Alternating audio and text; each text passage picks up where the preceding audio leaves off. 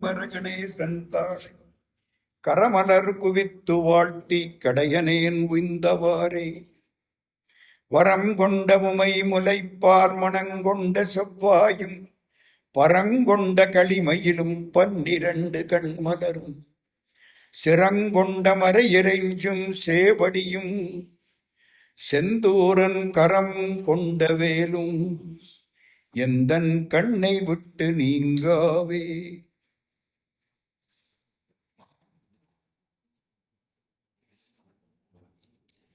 அன்புக்கும் வணக்கத்திற்கும் மரியாதைக்கும் உரிய சான்றோர் பெருமக்களே, தாய்மார்களே, ஐயா வெங்கட்ராமன் அவர்களே, நம்முடைய குமார் ஐயா அவர்களே, ரொம்ப முக்கியமாக இன்றைக்கு நம்ம 7 நாள் எந்தெந்த தெய்வங்களையெல்லாம் வழிபாடு செய்தோமோ அந்த 7 அம்பாளுடைய பெயரையும் வைத்து அற்புதமாக சொந்தமாக ஒரு பாட்டெழுதி அந்த பாடலை இன்றைக்கு இறை வணக்கமாக பாடிய விஜயலட்சுமி அம்மா அவர்களே, அந்த பாட்டை கேட்பதற்காகவே இன்றைக்கு வருகை தந்திருக்கக்கூடிய மோகன் ஐயா அவர்களே, மற்ற பெருமக்களே, எல்லாருக்கும் வணக்கம். நான் யார் எழுதின பாட்டுன்னு யோசிச்சுக்கிட்டே இருக்கேன். ஆனா கடைசியில பார்த்தா தெரியுது அது சொந்த பாட்டு. அம்மா, உங்க தமிழுக்கு 1000 கோடி வணக்கம். இன்னைக்கு நாகப்பட்டினத்தை பத்தி பேச போறோம். நிறைய செய்திகள். முதலாவது செய்தி, சுந்தரமூர்த்தி சுவாமிகள் காலத்துக்கு முன்னாலேயே நாகைப்பட்டினம் மிக சிறப்பான ஒரு திருநகரம். அந்த காலத்துல ஆதிசேடன் வழிபட்டதுனால அதுக்கு நாகைன்னு பேரு. நாகம் வழிபட்டது நாகைன்னு பேரு. கடற்கரை இருந்தா பட்டினம், காவிரி பூம்பட்டினம், நாகைப்பட்டினம். துறைமுகமா இருந்தா அதுக்கு பட்டினம்னு பேரு வைக்கிறது. அதனாலதான் காவிரி பூம்பட்டினத்தை ஒட்டி வந்ததுக்கு பட்டினப்பாலைன்னு பேரு வச்சாங்க. இந்த நாகப்பட்டினம் ஊருக்கு பேரு நாகைப்பட்டினம். ஆனா உள்ள கோயிலுக்கு பேரு காயாரோகணம். காயம்னா உடம்பு, ஆரோகணம்னா அந்த உடம்புல உள்ள இருக்கிறது. புண்டரீக முனிவர் தவம் பண்ணினார். சிவபெருமான் காட்சி கொடுத்தார். உனக்கு என்ன வேணும்? முனிவர் கேட்டார், நான் உன்னோட ஒன்றி போகணும், உன் உடம்போட நான் சேர்ந்துடணும். அம்பாள் பாதி உடம்பு எடுத்துக்கிறது முன்னாலேயே இவர் கேட்டிருப்பாரு போல இருக்கு. உடம்பு எடுத்துக்கணும், வா என்னோட ஐக்கியமாக்கி விடு. ஆரோகணம், காயத்தில் ஆரோகணம், அதனால காயாரோகணம். பின்னாலே அது காரோணம்னு ஆயிப்போச்சு. திருநாகை காயாரோகணம் என்பது காலப்போக்கிலே மருவி திருநாகை காரோணம் என்று ஆகிவிட்டது. சுந்தரமூர்த்தி சுவாமிகளுடைய காலம் கிட்டத்தட்ட 8ஆம் நூற்றாண்டினுடைய தொடக்கம், 7ஆம் நூற்றாண்டினுடைய கடைசி பகுதி. இப்போ அதுக்கு முன்னாலேயே நாகப்பட்டினத்திலே ஒருவர் வாழ்ந்து வந்தார். அவர் மீன் பிடிக்கிற செம்படவர். அந்த பகுதி முழுக்க மீன் பிடிக்கக்கூடிய செம்படவர்கள். அவர் பரம பக்தர். அவருக்கு பேர் அதிபக்தர்னு பேர். அவர் பக்தியை பார்த்ததுனால அவருக்கு அதிபக்தர்னு பேர் வச்சாங்களோ என்னவோ தெரியல. அதிபக்தருக்கு என்ன ஒரு ஒரு உறுதிப்பாடு தெரியுமா? முதல்ல பிடிக்கிற மீன் கடவுளுக்கு, அதை விட்டுறணும். எங்க ஊர் பக்கத்துல எல்லாம் எங்க தாயார் ஒரு தோட்டம் போடுவாங்க. அந்த காலத்துல தோட்டம் போட்டு வீட்டு காய்கறி எடுத்து சாப்பிட்டு இருக்கோம். புதுசா தோட்டம் போடுவாங்க. முதல்ல ஒரு புடலங்காய் காய்க்கும். அந்த புடலங்காயில ஒரு வைக்கோலை சுத்தி விடுவாங்க. ஏன் சுத்துறீங்கன்னா, இது சாமிக்கு. முதல்ல காய்க்கிற காய் யாருக்கு? சாமிக்கு. அது அடையாளம் தெரியணுமா, அதுக்காக வைக்கோலை சுத்தி விடுறது. பகவான் ராமகிருஷ்ணருக்கு 25 வயசு. மனைவி சாரதாமணி தேவியாருக்கு 5 வயசு. பகவான் ராமகிருஷ்ணருக்கு பெண் பார்த்தார்கள். ராமகிருஷ்ணர் பிறந்த ஊர் தெரியுமா? கமர்புகூர். இன்னைக்கு அந்த ஊர்ல பழைய கட்டடங்கள், பழைய குடிசைகள் இருக்கின்றன. அந்த ஆட்களை பார்த்தா அப்படியே ராமகிருஷ்ணரை பார்த்தாப்புல இருக்கு. சந்தோஷமா இருக்கு. அவங்க சித்தப்பாவுடைய பேரனுக்கு பேரேங்கிறாங்க. ஆனா அவர் மாதிரியே இருக்காரு கமர் புகூர். அம்மா பிறந்தது ஜெயராம்பாடி. இவருக்கு கல்யாணம் நிச்சயம் பண்ணணும். பொண்ணு பார்க்கறாங்க. இவர் என்ன தெரியுமா சொன்னார்? பொண்ணு எதுவும் பார்க்க வேண்டாம், எனக்காக முகர்ஜி வீட்டில் ஒரு பெண் வைக்கோல் சுற்றப்பட்டு வளர்கிறாள். அது என்ன சார் வைக்கோல் சுற்றப்பட்டு? வைக்கோல் சுற்றப்பட்டுன்னா கடவுளுக்குன்னு நேர்ந்து விடப்பட்டு. நான் சொன்னனே, முதல் காய் அடையாளம் தெரிகிறதுக்கு வைக்கோல் சுற்றுவார்கள். இந்த வார்த்தையை பகவான் ராமகிருஷ்ணர் சொல்கிறார். போய் கேட்டாங்க, கல்யாணம் நிச்சயம் ஆயிடுச்சு. 25 வயசு ராமகிருஷ்ணருக்கும் 5 வயசு சாரதாமணி தேவியாருக்கும் கல்யாணம் முடிஞ்சு போச்சு. அது மாதிரி முதல்ல வந்தது கடவுளுக்கு வைக்கோல் சுத்துற மாதிரி. நம்ம அதிபக்தர் என்ன பண்ணுவார் தெரியுமா? முதல் மீன் கடவுளுக்கு, அதுக்கப்புறம் உள்ள மீன் தான் நமக்கு. இப்படி பிடிச்சுக்கிட்டே இருந்தாரா? எல்லாருக்கும் தலைவர், கூட்டத்தோட போறது, பிடிக்கிற மீனை எல்லாரும் பங்கு போட்டுக்கிறது. அவளது ஒற்றுமை செம்படவர்கள். என்ன ஆச்சு? ஒரு நாள் மீன் கிடைக்கல. ரொம்ப கவலைப்பட்டாங்க. ஒத்த மீன் கிடைச்சிரு. எல்லாரும் என்ன சொன்னா, இந்த ஒத்த மீனை பங்கு போட்டுக்குவோம், நாளைக்கு வேணா சிவபெருமானுக்கு 2 மீனா கொடுத்துருவோம். நம்ம அப்படித்தானே நினைப்போம். அதிபக்தர் ஒத்துக்கல. இந்த மீன் இன்னைக்கு கடவுளுக்கு விட்டுரு. ஒரு மீன் கிடைச்சா அது கடவுளுக்கு. அன்னைக்கு ஒத்த மீன், அடுத்த நாளும் ஒரு மீன், அடுத்த நாள் கிடைக்கவே இல்லை. இங்க எல்லாம் பட்டினி. கிட்டத்தட்ட 10-15 பேர் எல்லாம் பட்டினி. எப்படி இருக்கும்? வேற சாப்பாடு கிடையாது. அவங்களுக்கு தொழிலே இதுதான். கண்ணீர் விட்டார்கள். இவர் கவலைப்படவே இல்லை. 4-5 நாள் பட்டினி, மீன் கிடைக்கல, எல்லாம் தவிக்கிறாங்க, இறந்து போக போறோம். அந்த நேரத்துல ஒரு மீன், தங்க மீன் கிடைச்சுதான். உடம்பெல்லாம் தங்கமா இருக்கு, நவரத்தனை வச்சிருக்கு. ஆகா, தங்க மீன்றா, இதை வித்தம்னா நம்ம 10 வருஷத்துக்கு சாப்பிடலாமே. எல்லாம் அதை கொண்டாந்து கொடுத்தானா, அதிபக்தர் என்ன சொன்னார்? தங்க மீனா இருந்தாலும் சரி, வெள்ளி மீனா இருந்தாலும் சரி, கடவுளுக்கு தண்ணீர்ல விட்டுரு. ஐயோயோ வேண்டாம், முடியாது. அந்த மீனையும் விட்டுட்டார். எல்லாம் சாக போற சூழ்நிலை. அந்த மீன் விடப்பட்டது. எல்லாருக்கும் எப்படி இருக்கும்? உடனே சிவபெருமான் காட்சி கொடுக்கிறார். பொன்திரள் சுடர் நவமணி பொலிந்த மீன் உருப்பால் ஒன்றும் மற்றிது என்னை ஆளுடையவர்க்காகும் சென்று பொற்களல் சேர்க. அந்த மீனை தூக்கி கடலுக்குள்ள போட்டாராம். போடுற போது என்ன சொன்னார்? கடவுளுடைய பொற்கடலை நீ சேர்வாயாக அப்படின்னு மீனை அப்படியே தூக்கி கடலுக்குள்ள போட்டார். சிவபெருமான் விடை மேல காட்சி கொடுத்தார். அப்படியே சிவலோகத்துக்கு கூட்டிகிட்டு போயிட்டார். இது அதிபக்தர் வரலாறு. எந்த ஒரு நாகைப்பட்டினம். இது ஒரு வரலாறு. 2வது வரலாறு திருநள்ளாறு.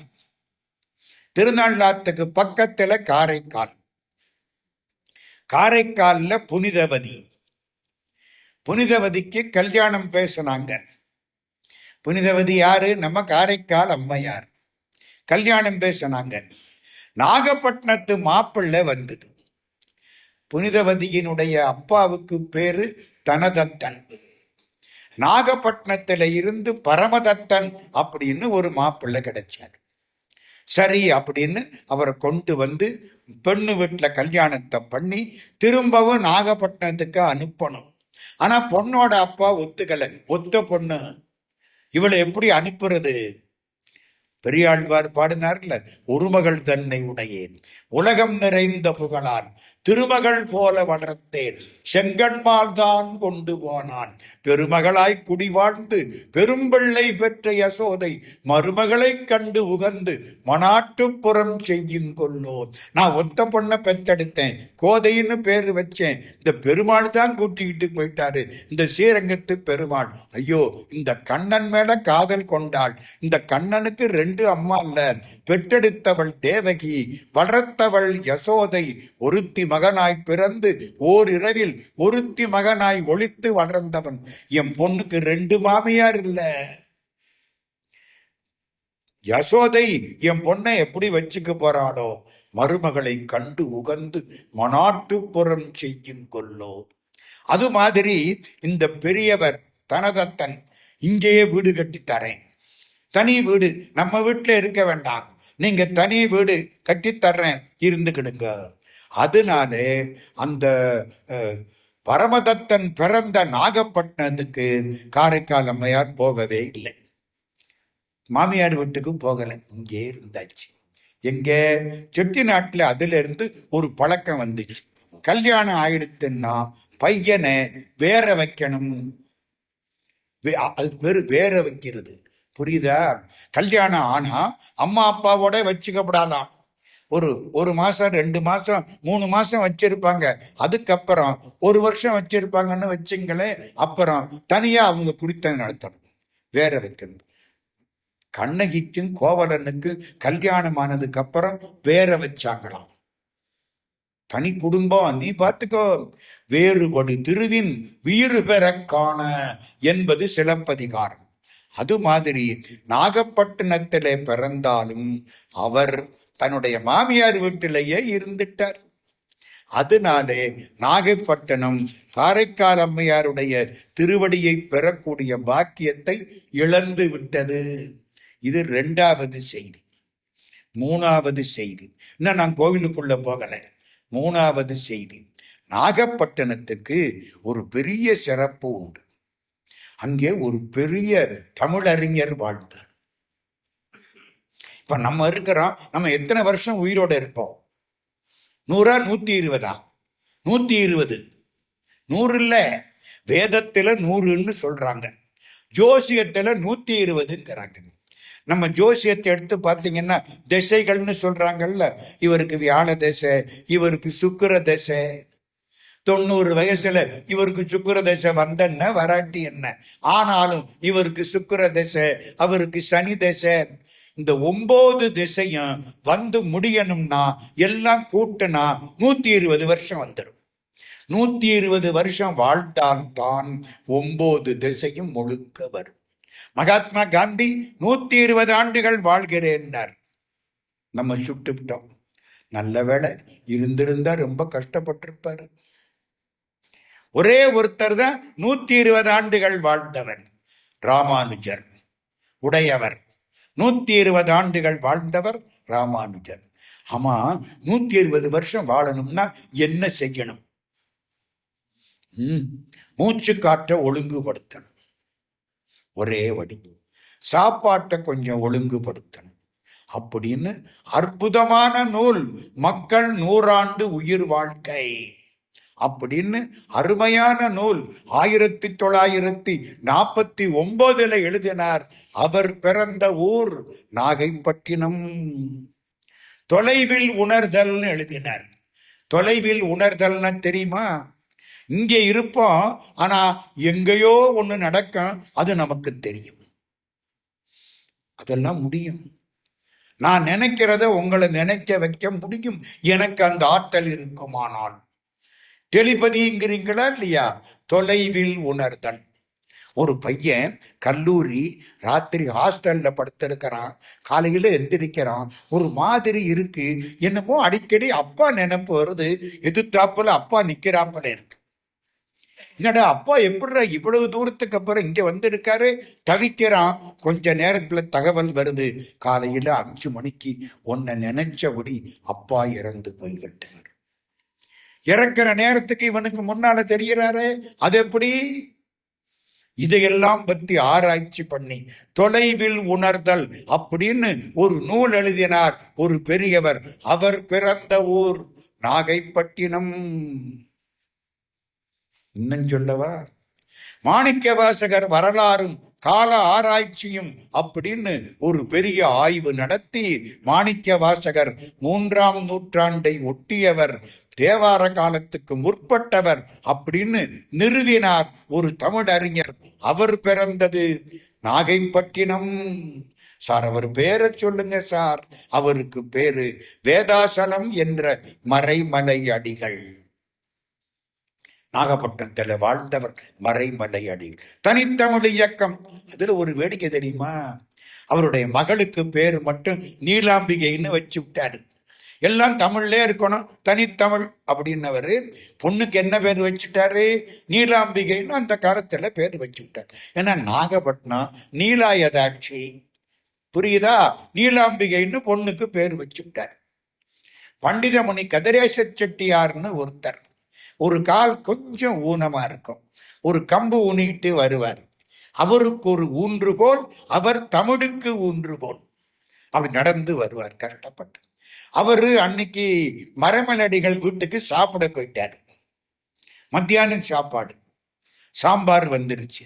அந்த பொண்ணு நீலாம்பிகை பரிமாறு. இவர் அடுத்தாப்புல அம்மா ரசம் ஊத்துன்னாரு. சாம்பாருக்கு அப்புறம் ரசம் தானே, ரசம் ஊத்து. அந்த பொண்ணு பக்கத்துல வந்தது. ஐயா, ரசம்னு சொல்லக்கூடாது, மொழிக்கு முன்னால ரகரம் வரக்கூடாது, மொழிக்கு முன்னால ராவெல்லாம் வரக்கூடாது, அதனால மிளகுச்சாறுன்னு சொல்லுங்க. தனித்தமிழ், ரசம் என்பது தமிழ் அல்ல, அதனால மிளகுச்சாறுன்னு சொல்லுங்க. பண்டிதமணி சிரிச்சுக்கிட்டாரு. அம்மா கருப்பாயி மிளகுச்சாறு ஊத்து. என்ன கருப்பாயிங்கிறீங்க? ஆமா, நீலாம்பிகை அது தமிழ் இல்ல, நீலம்னா கருப்பு, அம்பிகைன்னா ஆயி, நீ கருப்பாயி, கருப்பாயி மிளகுச்சாறு ஊத்து. அவ வந்தா இதுக்கு ரசமே ரசமா இருக்கு. நடந்த நிகழ்ச்சி எங்க? நாகைப்பட்டினம். மறக்க முடியாது. நான் பியூசி படித்த போது காரைக்குடி அழகப்பா கல்லூரியில் மறைமலை அடிகளுடைய புத்தகங்கள் அவ்வளவு வாங்கி வச்சிருந்தாங்க. டாக்டர் அழகப்ப செட்டியார் மாதிரி நூலகம் வச்சது யாரும் கிடையாது. ஆர்கே சண்முகம் செட்டியார்னு ஒரு நிதி மந்திரி இருந்தார், அவர் பேர்ல லைப்ரரி, அவ்வளவு புஸ்தகம். நான் பியூசி படித்த காலத்துல மக்கள் 100 ஆண்டு உயிர் வாழ்க்கை, அப்பத்தான் எனக்கு திருமந்திரத்தின் மேல ஆசை வந்துச்சு. திருமந்திரத்தை எடுத்துக்கொண்டு நீ 100 வருஷம் வாழ வேண்டுமானால் என்ன செய்ய வேண்டும்? மாமிசம் சாப்பிடாதேங்கிறார். எழுதி வச்சுக்கிடுங்க. நிறைய நான் அதெல்லாம் சொன்னா என் தலைப்பை விட்டுட்டு போயிடுவேன். மக்கள் 100 ஆண்டு உயிர் வாழ்க்கை, அருமையான புத்தகம். மாணிக்கவாசகர் வரலாறும் கால ஆராய்ச்சியும். இன்னொன்னு தெரியுமா? இறந்ததுக்கு அப்புறம் அவர்கள் ஆவியாக இருக்கிறார்களா இல்லையா? இருக்கிறார்கள்னு நிரூபிச்சார் மறைமலையடிகள். நம்ம பயப்படுறோம், பேயெல்லாம் உண்டா இல்லையாங்க. அவர் தெளிவா சொன்னார், இருக்கிறார்கள். இப்போ உங்க கண்ணுக்கு தெரியுது, அப்போ தெரியாது அந்த பேய். சில சமயங்களில் அந்த பேய் வடிவத்தில் அவர்கள் சில காரியங்களை சாதிக்கிறார்கள்னு எழுதினார் மறைமலையடிகள். ஒரு இடத்துக்கு திருட போனாங்க. திருடிட்டு 3 பேரு. ஒருத்தன் சொன்னா திருடிட்டு போயிடுவோம்னா, இன்னொருத்தன் சொன்னா அந்த ஆள் நம்மளை பார்த்துட்டான், அதனால அவனை கொலை பண்ணிடுவோம், நம்மளை அடையாளம் தெரியும் அவனுக்கு. அடுத்த வீட்டுக்காரங்க அடையாளம் தெரியும், கொலை பண்ணிடுவோம். ஐயோ பண்ணக்கூடாது, இல்லை பண்ணிடுவோம், கொலை பண்ணிவிட்டாங்க. 3 பேரும் தப்பிச்சு ஓடி போயிட்டாங்க. பின்னால பங்கு போடுற பொழுது சண்டை வந்து கொலை பண்ண கூடாதுன்னு சொன்னான் பாருங்க, அவனை மற்ற 2 பேரும் கொலை பண்ணிவிட்டாங்க. இப்ப 2 பேர் தான் பாக்கி. போலீஸ் கேஸ் நடக்குது. சப் இன்ஸ்பெக்டர் அந்த பக்கத்துல அந்த அந்த 2 வீலர்ல வந்துகிட்டு இருக்காரு. எதிர்த்தாப்புல என்னமோ வெள்ளையா தெரியுது. அவர் அரண்டு போனார். என்னடா இந்த பக்கம் என்னமோ வெள்ளையா தெரியுதே, ஓடி போயிட்டார். மறுநாளைக்கு 2-3 பேரை கூட்டிக்கிட்டு வந்தார். அப்பவும் வெள்ளையா தெரிஞ்சுது. இங்க வா, கையை ஆட்டுது. இவருக்கு ஆளு 2-3 ஆள் இருக்கா, துப்பாக்கி வேற இருக்கா. அந்த தைரியத்துல பின்னாலே போனா அந்த ஆவி அப்படியே போய்கிட்டே இருக்கு. கடைசியில ஒரு இடத்துல போய் தோண்டுங்குது. தோண்டுனா அந்த கொலை செய்யப்பட்டவன் யாரு? அந்த 3 பேர்ல இந்த பெரியவரை கொல்லக்கூடாதுன்னு சொன்னானே, அவனை இவங்க 2 பேரும் சேர்ந்து கொலை பண்ணி விட்டாங்களே, அவனுடைய உடம்பு அங்கு கிடக்கும். அப்புறம் துப்பு கண்டுபிடிச்சுட்டாங்க. சப் இன்ஸ்பெக்டர் சொல்றாரு, இறந்ததுக்கு அப்புறம் ஆவிகள் இருக்கின்றன. இதை மேற்கோள் காமிச்சு வெளிநாட்டில் எப்படியெல்லாம் நடந்திருக்கு அப்படிங்கிறதுக்கெல்லாம் மேற்கோள் காமிச்சு மறைமலை அடிகள் தொலைவில் உணர்தல் அப்படின்னு நூல் எழுதினார். பியூசி படிச்ச பையன் அதை படிச்சு விட்டு 4 நாள் தூங்காமலே உட்கார்ந்து இருந்தான். அந்த பையன் தான் இப்போ உங்கள்கிட்ட பேசிக்கிட்டு இருக்கான். காரைக்குடி அழகப்பா கல்லூரி. மறக்க முடியுமா? மறைமலை அடிகள். அடுத்த செய்தி ரொம்ப முக்கியமான செய்தி. இந்த நாட்டுக்கோட்டை செட்டியார்கள் அந்த காலத்துல துறைமுகமா பார்த்துத்தான் போவாங்க. பினாங்குக்கு வருவாங்க, என்ன கப்பல். சிங்கப்பூருக்கு போவாங்க, கப்பல். கேஎல் எல்லாம் பின்னாலதான் வந்துச்சு. அந்த காலத்துல பினாங்கு சிங்கப்பூர் தான். இங்க தாயார் சொல்லுவாங்க, பினாங்கு சிங்கப்பூர்ல போய் கொண்டு வித்தா நல்லா இருக்கலாம்னு. அந்த காலத்துல பினாங்கு சிங்கப்பூர் தான் உடனே வரும். பழைய காலத்துல பினாங்கு சிங்கப்பூர் போறவங்க சென்னையிலிருந்து கப்பல்ல வருவாங்க, இல்லைன்னா நாகப்பட்டினத்திலிருந்து கப்பல்ல வருவாங்க. நாகப்பட்டினத்துல கப்பல்ல வர்றாங்களா, நேர போய் சிக்கல் சிங்கார வேலைன்னு கும்பிடுவாங்க. பக்கத்துல இல்ல பொருள் வைத்த சேரி. இப்ப அம்மா சொன்னாங்க பொருள் வைத்த சேரி அப்படின்னு ஒரு ஊர் இருக்கு நாகப்பட்டினத்துக்கு பக்கத்துல. முருகப்பெருமான் மயில் மேல இருப்பார். இந்த பக்கம் வள்ளி, அந்த பக்கம் தெய்வ யானை, முருகப்பெருமான், மயில். இவ்வளவும் ஒரே கல்லு. மயில் ஒரு காலை மட்டும் ஊனிக்கிட்டு இருக்கும், அதுதான் வெயிட்ட தாங்குது.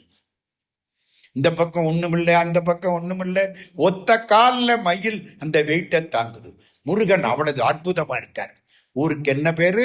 பொருள் வைத்த சேரி. அதே மாதிரி எட்டிகுடி, அதே மாதிரி எண்கண், இந்த மூன்றும் ஒரே சிற்பியால் செய்யப்பட்டவை அப்படிங்கிறாங்க இந்த நாட்டுக்கோட்டை செட்டியார்கள். புறவாச்சேரின்னு பேரு, பொருள் வைத்த சேரி. அங்க போய் கும்பிடுவாங்க, சிக்கலுக்கு வந்து கும்பிடுவாங்க. சிக்கல் சிங்கார வேலன் தான் இவங்களுக்கு ரொம்ப பிடிச்ச ஆளு. அதனால சிங்கப்பூர் பினாங்கில் ஒரு வேலை நடந்தது, உங்களுக்கு எல்லாம் தெரியுமா?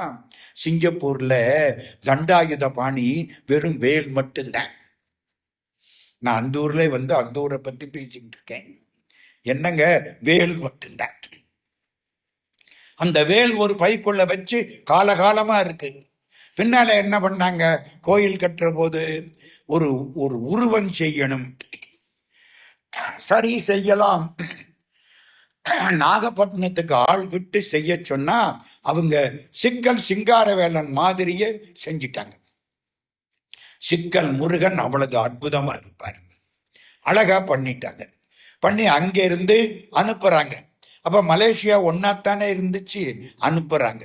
அனுப்பினா அதுல சிங்கப்பூர் தண்டாயுதபாணி எஸ்டி அடையாளம் அந்த பெட்டியில. S, S for Singapore, T for Thandayuthapani, எஸ்டின்னு எழுதி விட்டாங்க. அந்த பெட்டி எங்க போயிடுச்சு? சுங்குரும்பைன்னு ஒரு ஊர் மலேசியாவில், அங்க போயிடுச்சு. ஆக சிங்கப்பூருக்கு வர வேண்டிய சிங்கார வேலர் இங்க வராம சுங்குரும்பைக்கு போயிட்டார். அங்க இருக்காரு, இங்க இல்லை. இதெல்லாம் நாகப்பட்டினத்தில் நடந்த வேலைகள். நாகப்பட்டினத்துல இருந்துதான் வர்றது. இப்ப நான் கோயிலுக்குள்ள போறேன். இது வரைக்கும் நம்ம நாகப்பட்டினத்தை வெளியில இருந்து பார்த்தோம். இப்போ கோயிலுக்குள்ள போறோம். நாகப்பட்டினத்துக்கு என்ன பெருமை தெரியுமா? நம்முடைய பாடல் பெற்ற திருத்தலங்களில் முக்கியமான திருத்தலம் நாகைப்பட்டினம். அப்பர் சுவாமி பாடியிருக்காரு, சம்பந்தர் பாடியிருக்காரு, சுந்தரமூர்த்தி சாமி வியாபாரமே நடத்தி இருக்காரு. சொல்ல போறேன், 3 பேரும் நாகைப்பட்டினம். இன்னொரு சிறப்பு என்ன தெரியுமா? ஆழ்வார்கள் மங்களாசாசனம் பண்ணின 108 ஆலயங்களில் ஒன்று நாகப்பட்டினம். சௌந்தரராஜ பெருமாள் சௌந்தர்ய நாயகி இன்னைக்கு அங்கே திருமங்கை ஆழ்வார் மங்களாசாசனம் பண்ணி இருக்கார். 10 பாட்டு, அருமையான பாட்டு. ஆக வைஷ்ணவ ஸ்தலம், சைவ திருத்தலம் எல்லாம் அந்த நாகப்பட்டினம். சைவ திருத்தலத்துக்குள்ள நம்ம இப்போ போறோம். ரொம்ப நாளைக்கு முன்னால, எப்போ ரொம்ப நாளுன்னா, முருகப்பெருமான் சூரனை வதம் செய்ததுக்கு முன்னால. அடேங்கப்பா, திருப்பரங்குன்றத்தில தெய்வ யானைக்கும் முருகனுக்கும் கல்யாணம் நடந்ததுக்கு முன்னால. இப்ப திருப்பரங்குன்றம்னா எல்லாருக்கும் தெரிஞ்சிடும், அதுக்காகத்தான் அதை சொல்லி வைக்கிறேன். அந்த காலம் சிவபெருமான் ஒரு வில்வ மரத்தின் கீழே உட்கார்ந்து இருக்கார். அம்பாள் பக்கத்துல. வில்வ மரத்துல ஒரு குரங்கு இருக்கு. அதுக்கு தூக்கம் வருது. ராத்திரி நேரம், வேண்டாம், தூங்கப்படாது. அந்த இலைய கிள்ளி ஒன்னொன்னா போட்டுக்கிட்டே இருக்கு. ராத்திரி பூரா போட்டுக்கிட்டே உட்கார்ந்துருக்கு. இந்த குரங்கு இருக்க இருட்டுல வராது, ஞாபகம் வச்சுங்க. இருட்டிருச்சு எங்கேயாவது போய் உட்கார்ந்துக்கிறோம், வெளியே வராது. வெளிச்சம் இருந்தா தான் வரும். சாயந்தரம் 7 மணிக்கு மேல குரங்க பார்க்க முடியாது, எங்கேயோ போய் கம்முன்னு உட்கார்ந்துடும். நம்ம அப்படித்தானே, நம்ம தாத்தாவுக்கு தாத்தாவுக்கு தாத்தாவுக்கு தாத்தா தானே அது, அப்புறம் எப்படி இருக்கும்? அதனால அது அங்க போய் உட்கார்ந்துடும். இந்த குரங்கு மேல உட்கார்ந்து இருக்கு, வில்வம் இலை ஒன்னொன்னா போட்டுக்கிட்டே இருக்கு. விடிஞ்சுது. கீழே பார்த்தா சிவபெருமானு அம்பாள். அம்பாள் பார்க்கிறா. அப்படி நிமிந்து பார்த்தாள்ல, அம்பாள் பார்வை பட்ட உடனே குரங்கு அங்கிருந்து இறங்கிடுச்சு. இறங்கி அம்பாளையும் சிவபெருமானையும் கும்பிட்டுது. கும்பிட்ட உடனே சிவபெருமான் என்ன சொல்றாரு? நேற்றுக்கு சிவராத்திரி இந்த வருது, பிப்ரவரி மாசம் 15ஆம் தேதி இந்த வருஷம் சிவராத்திரி. சிவராத்திரி அன்னைக்கு ருத்ரகாளியம்மனுடைய திருவருட்கட்டளையினாலே நம்ம ருத்ரகாளியம்மன் கோயில்ல சிவராத்திரி அன்னைக்கு காலையில திருவாசகம் முற்றோதல் செய்வதற்கு ஏற்பாடுகளை நம்முடைய ஆலயத்தினர் செய்து கொண்டு வருகிறார்கள். ருத்ரகாளியம்மன் அருள் புரிவாளாக. ராத்திரிக்கு சிவராத்திரி, காலையில திருவாசகம் முற்றோதல். அநேகமா இந்த இடத்துல நடந்தாலும் நடக்கலாம். இது ஆண்டவன் திருவருள். நம்முடைய தலைவர் கலைச்செல்வன் ஐயா அவர்களும் நம்ம தாமரைக்கண்ணன் அவர்களும் இதற்கான ஏற்பாடுகளை செய்து கொண்டிருக்கிறார்கள். அவங்களுக்கு நன்றி. சிவராத்திரி அன்னைக்கு இந்த குரங்கு மேல இருந்து எடுத்து போட்டுதா, அதனால புண்ணியம். சிவபெருமான் குரங்க பார்த்தார், நீ மன்னனாக மாறு. எந்த ஊர்ல? கரூர்னு ஒரு ஊர் தெரியுமா? திண்டுக்கல்ல இருந்து ஒரு 60 கிலோமீட்டர் கரூர். கிருபானந்த வாரியார் மெட்ராஸ்ல சொற்பொழிவு பண்ணினார். ஒரு 4 பேர் வந்துட்டாங்க. சாமி, நீங்க நல்லா பேசுறீங்க, கரூருக்கு வரணும். என்னடா சொல்றீங்க? கரூருக்கு வரணும். கரூருக்கு வரப்படாதுன்னு தானடா நான் முருகனை இவ்வளவு கும்பிட்டுக்கிட்டு இருக்கேன். இன்னொரு தாய் வயிறு தானம்மா கரூர், கர்ப்பம் கருவூர். நான் கருவூருக்கு வர வேணாம்னு தானே இந்த கும்பிடு போ. ஐயோ மன்னிச்சுக்கிடுங்க. அப்ப அதுக்கு என்ன பேரு? கரூர். கருவூர்ல கரூர். ஆனா பேச்சு வழக்கில கருவூர்னு வந்துருச்சு. அருணகிரிநாதர் திருப்புகளே கருவூரில் பெருமாளேங்கிறாரு. அதனால பேச்சு வழக்கில வந்துருச்சு. அந்த கரூர், கரூரிலே நீ போய் மன்னனாய் பிறப்பாயாக. இந்த குரங்கு என்ன கேட்டது? சிவபெருமானே, பிறக்கிறேன், ஒரு சின்ன வேண்டுகோள். என்ன? என்ன? குரங்கு முகத்தோட படைக்கணும்.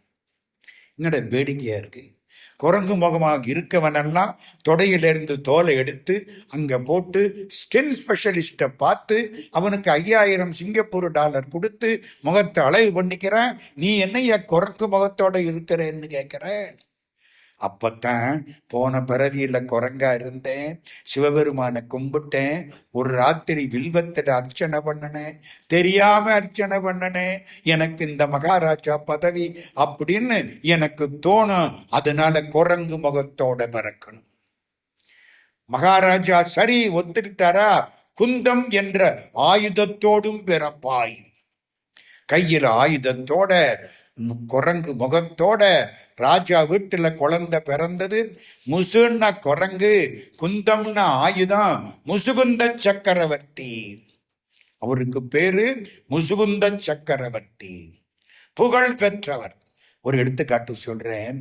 முருகனுக்கும் தெய்வ யானைக்கும் திருப்பரங்குன்றத்துல கல்யாணம் நிச்சயமாயிடுச்சு. எல்லாரும் வந்துட்டாங்க. பங்குனி மாசம் உத்தர நட்சத்திரம், காலையில கல்யாணம். சிவபெருமானும் மீனாட்சியும் அப்பத்தான் வந்து இறங்குறாங்க. முருகப்பெருமான் வரவேற்கிறதுக்கு வந்துட்டார். இப்பவும் நடக்குது. இப்பவும் திருப்பரங்குன்றத்துல அந்த முருகன் கல்யாணத்துக்கு சொக்கநாதரும் மீனாட்சியும் மதுரை கோயில்ல இருந்து புறப்பட்டு எங்க வீட்டு வழியா போவாங்க. நல்லா பார்க்கலாம். கல்யாணத்தை முடிச்சு திரும்பவும் 2 பேரும் எங்க வீட்டு வழியா போவாங்க. அது அருமையா இருக்கும். எல்லாம் அவ்வளவு கூட்டம் போகும்.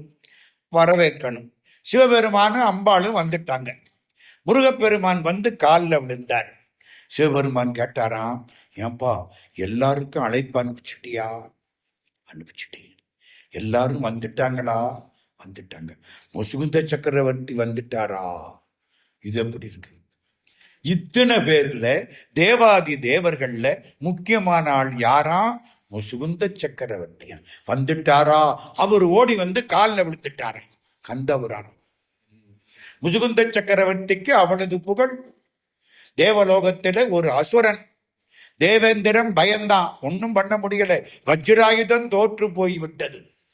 நேரம் சக்கரவர்த்தி காலில் விழுந்துட்டான். முசுகுந்த சக்கரவர்த்திட்டேன், உங்கள் கையிலே உள்ள குந்தம் தான் தேவை, நீங்கள் என்னை காப்பாற்ற வேண்டும். தேவேந்திரனுக்காக முசுகுந்த சக்கரவர்த்தி தன்னுடைய குந்தத்தினாலே போய் சண்டை போட்டு அசுரனை வெற்றி கண்டார். தேவலோகம் காப்பாற்றப்பட்டது.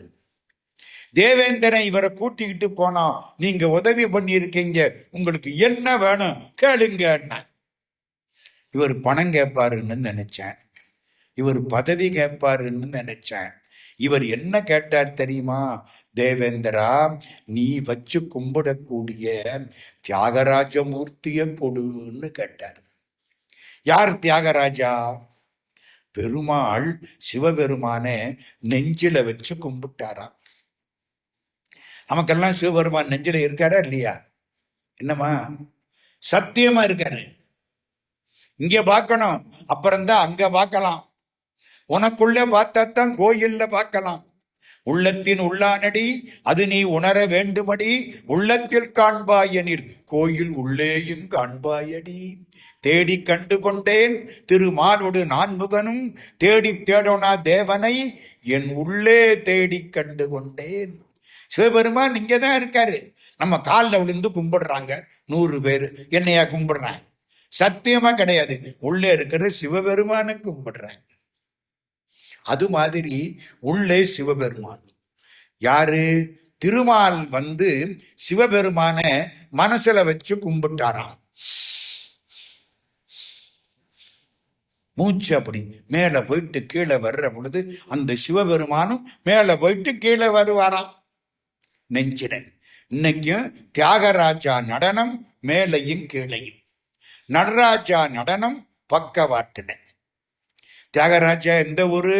திருவாரூர். நடராஜா எந்த ஊரு? சிதம்பரம். நடராஜா வர்ற பொழுது பார்த்திருக்கீங்களா? பக்கவாட்டுல வருவார். தியாகராஜா வர்ற பொழுது மேலும் கீழுமா வருவார்.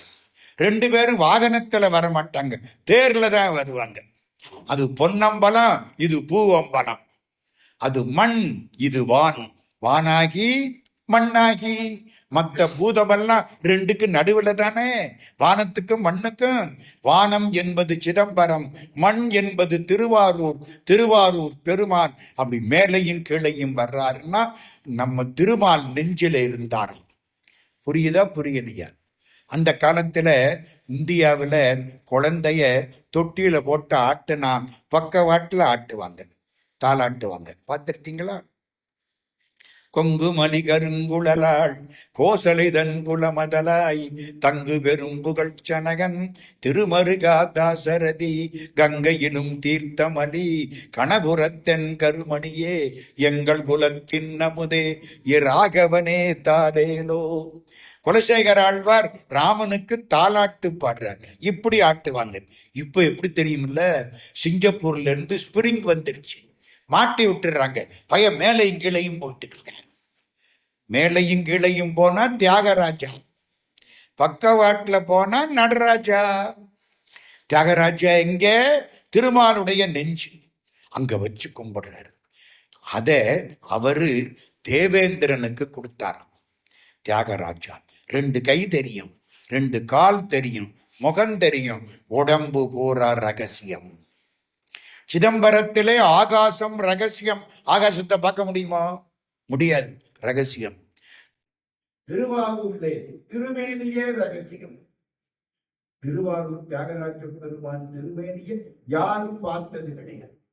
இந்த 2 கை பார்க்கலாம், சமயத்தில் ஒவ்வொரு முறை ஒவ்வொருத்த காலை பார்க்கலாம், முகத்தை பார்க்கலாம். மற்றது போற ஒன்னா எம்மானை எடிவந்த பிரானை அன்னம் வைகும் வயல் படகத்து அணி ஆரூரானை மறக்கரும் மாமே. ஆக தேவேந்திரன் கிட்ட அந்த தியாகராஜா இருக்கிறார். தேவேந்திரன் தியாகராஜாவை பூஜை பண்ணிட்டு இருக்காங்க. நம்ம முசுகுந்த சக்கரவர்த்தி அதை கேட்டு பூஜை பண்ண சாமியை யாரும் கொடுக்க மாட்டேன். இத்தனை காலம் வச்சு கொடுத்துருக்கிறேன். நான் வேற அவரு வேற இல்லை. தியாகம் பிரம்மம் பூஜை பண்ணின ராமர் விக்கிரகத்தை தூக்கி ஆத்துல போட்ட உடனே அவர் சாக போயிட்டார். அப்புறம் ராமர் கிடைச்சிட்டாரு. அது வேற விஷயம். நம்ம வழிபாடு பண்ண முக்தி கொடுக்க முடியாது. ஆனா சொல்லியாச்சு, உனக்கு என்ன வேணுமோ கேட்டுன்னு ஆச்சு. அவர் இதை கேட்டு விட்டாரு, கொடுக்கத்தானே வேணும். இந்த தேவேந்திரன் விவரமான ஆடு, கொஞ்சம் விவகாரமான ஆடு. என்ன பண்ணான்னு தெரியுமா? அதே மாதிரி 6 டூப்ளிகேட் பண்ணணும். ஒரிஜினல் 1, டூப்ளிகேட் 6, 7 விக்கிரகம் ஒரே மாதிரி. எங்க இந்தியாவில் ஒரிஜினலோட டூப்ளிகேட்டு நல்லாவே இருக்கும். காசியில் அடிக்கிற அரசாங்கத்து நோட்டை விட கோயம்புத்தூர்ல அடிச்ச நோட்டு நல்லாவே இருந்துச்சு ஒரு காலத்துல. அது மாதிரி 7 சரியா போச்சு. 7 மூர்த்தி தியாகராஜா, 7 மூர்த்தி. உங்களுக்கு எது வேணுமோ எடுத்துக்கிடுங்க. இவரா ஓம் நம சிவாய, ஓம் நம சிவாய, ஓம் நம சிவாய, ஓம் நம சிவாய. முதல் மூர்த்திட்ட போனார். 2வது, 3வது இல்லை, 4வது இல்லை, 5வது போனார். கைகால் ஆடுது, கண்ணீர் கொண்டது, மெய் மயிர் கம்பித்தது, விதிர் விதிர்ப்பு எய்தியது, கை ஆடுது, மெய்யெல்லாம் நடுங்குகிறது, மெய்தான் அரும்பி விதிர் விதிர்த்து உன் விரையால் வளர்த்து என் கைதான் தலை வைத்து கண்ணீர் தரும்பி வெதும்பி உள்ளம் பொய்தான் தவிர்த்து உன்னை போற்றி ஜெகஜெக போற்றி என்னும் கைதான் நெகிழவிடேன் உடையாய் என்னை கண்டு கொள்ளே அப்படின்னு திருச்சதகத்துல மாணிக்க வாசகர் சுவாமி பாடின மாதிரி கைகால் நடுங்குது, கண்ணீர் வருது, அற்புதமான அமுத தாரைகள் எப்போது தொலை தோறும் ஏறின. இதுதான் வேணும். அவன் சொன்னான், அதுதான் ஒரிஜினல். இதை பார்த்தேன், 7 எடுத்துட்டு போக எனக்கு எடுத்துட்டு கொண்டு வந்தாரா. ஒரிஜினலை திருவாரூர்ல வச்சாரு. திருவாரூர் தியாகராஜா வச்சாரு. அப்புறம் இந்த திருநள்ளாத்துல ஒண்ணு. திருநள்ளாறு கேள்விப்பட்டிருக்கீங்க சார்? நல்லாவே தெரியும் சார். தர்பாரண்யேஸ்வரர் தெரியுமா? அவர் யாரும் சார் தெரியும். சனீஸ்வரனை ஏதோ பரவாயில்ல. திருநள்ளாத்துல ஒண்ணு. திருவாய்மூர், திருவாய்மூர்ல ஒண்ணு. திருக்கோளிலி, கோள் இலி, அந்த ஊரை கும்பிட்டா நவகிரகங்கள் ஒன்றும் பண்ண. இன்னைக்கு அதுக்கு பேரு திருக்குவளை. தமிழ்நாட்டு சரித்திரத்தை மறக்கவே முடியாது. திருக்குவளையை மறக்க முடியாது. திருக்குவளை. இன்னும் ஒண்ணு திருமறைக்காடு. திருமறைக்காடுன்னா வேதாரண்யம். இன்னும் ஒண்ணு திருக்காராயூர். திருக்காராயூர் கண்ணாயிரநாதன். கண்ணு தகராறுன்னா அவர்கிட்ட போய் கும்பிடுறது. தேவகொண்டை முத்துக்கானார் குடும்பத்தார் திருப்பணி. திருக்காராயூர். இதுல பெரும்பகுதி அவங்க திருப்பணி பல ஊர்கள். நான் அதனால அந்த ஊர்களெல்லாம் போய் பார்த்துருக்கேன். திருப்பணி கும்பாபிஷேகம் பார்த்துருக்கேன். கடைசி திருநாகைக்காரம் நாகப்பட்டினத்துல கொண்டாரு. இப்ப சரியா போச்சா? 7 திருவாரூர், திருநள்ளாறு, திருவாயூர், திருக்கோளிலி, திருமலைக்காடு, திருநாகைக்காரம், திருக்காராயூர் 7 ஊர்ல வச்சதுனால இதுக்கு என்ன பேரு? சப்த விடங்க கஷேத்திரங்கள். டங்கம்னா உடி, விடங்கம்னா உடி கொண்டு செதுக்கப்படாதது, தானே உருவான புத்தி. சப்த விடங்க கஷேத்திரங்கள். அங்க உள்ள போனா பெருமானுக்கு இடது வலது பக்கத்துல பெரும்பகுதி தியாகராஜா இருப்பார். அற்புதமா இருப்பார். பார்த்து திருவொற்றியூர்லையும் தியாகராஜா இருக்கார். ஆனா அது சப்த விடங்க கஷேத்திரம் அல்ல. இதெல்லாம் இப்ப நம்ம நாகைப்பட்டினம் என்பது சப்த விடங்க திருத்தலங்களில் ஒன்று. சோழ நாட்டில் காவிரியின் தென்கரை தலம் அந்த காலத்திலே ரோமானிய பெருமக்கள் சீனர்கள் வந்து வணிகம் செய்த துறைமுகம் நாகைப்பட்டினம். பார்வதி கல்யாணம் நடந்துச்சு. முதல் கல்யாணம் யாரு? தாட்சாயணி கல்யாணம். சிவபெருமானுக்கு அம்பாளுக்கு முதல் கல்யாணம் எது? தட்சனுடைய மகளாக தாட்சாயணியாக அம்பாள் பிறந்தாள். சிவபெருமான் கல்யாணம் பண்ணிக்கிட்டார். அத முதல் கல்யாணம் நமக்கு தெரிஞ்சது தாட்சாயணி. அது என்ன ஆச்சு? கடைசி தட்சன் ஒரு யாகம் பண்ணனா, அந்த யாகம் வீணா போச்சு. அவனுக்கு தலை ஆட்டு தலையா போச்சு. வந்தவனுக்கெல்லாம் தகராறு ஆயிடுச்சு. கடைசி அம்பாள் என்ன பண்ணனா, நீ வளர்த்த உடம்பு எனக்கு வேண்டாம் அப்படின்னு தன் உடம்ப 51 கூறுகளாக வித்து இந்தியா பூரா வீசிட்டான். உடம்பு போவது வேண்டாம். காற்று விழுந்த இடம் மதுரை, கிருதயம் விழுந்த இடம் மதுரை. கிருதயம் விழுந்துச்சா மதக்க முனிவருக்கு முன்னால. மதக்க முனிவர் தவம் பண்ணாராம். அம்பாளுடைய கிருதயம் வந்து விழுந்துச்சான். ஆனா இது அம்பாளுடைய கிருதயம் அப்படி வச்சாரா. அதுக்கு மேல ஸ்ரீ சக்கரத்தை வச்சாரா. ஒரு நல்ல மரகத கல்லு கொண்டு வந்தாரா. மீனாட்சி மாதிரி உருவம் சமைச்சாரா. கையினால புளி கொண்டு செதுக்கல, கையினால அதை ஒழுங்கு பண்ணி அப்படியே உட்கார வச்சாரா. இன்னைக்கு இருக்கிற மீனாட்சி மதங்க முனிவரால் உருவாக்கப்பட்டவள். அவளுக்கு பேரு ராஜ மாதங்கி. மதங்கரால் உருவாக்கப்பட்டதால் மாதங்கி ராணியாக இருந்ததால் ராஜ மாதங்கி. இந்த காற்று விழுந்துச்சா இல்லையா, இருதயம், இருதயத்தை சுற்றி ஒரு ஆறு ஓடுச்சு. இவரு பார்த்தாரா, ஆனா கிருதயத்தை சுற்றி மாற மாதிரி ஓடுதப்பா. கிருதய மாதா. இன்னைக்கு கிருதுமால் நதி அப்படின்னு சாக்கடையா ஓடிக்கிட்டு இருக்கு மதுரை. வைகைக்கு முன்னால ஹிருதய மாதா, வைகைக்கு முன்னால, வைகை பின்னால தானே.